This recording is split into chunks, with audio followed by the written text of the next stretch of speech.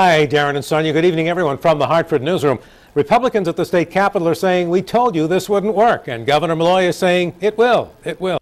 Governor Malloy visited a small business in South Windsor today to tout a jobs program. But he had to spend some time defending his budget, which, despite spending cuts and large tax increases, is estimated to be running almost $100 million in the red.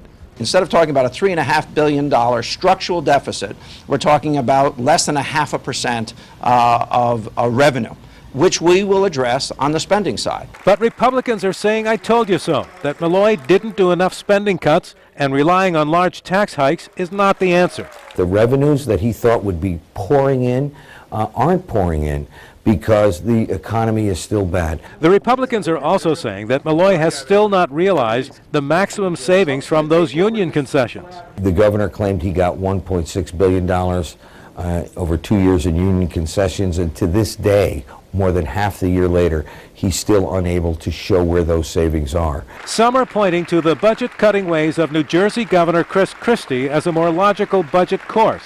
Christie is now proposing a 10% cut in income tax rates, but Malloy has a comeback for that. Governor Christie has not funded his pensions prior to this year's budget to the extent of $2 billion. You're looking at the first governor in the history of the state of Connecticut to fully fund pension obligations on an actuarial basis.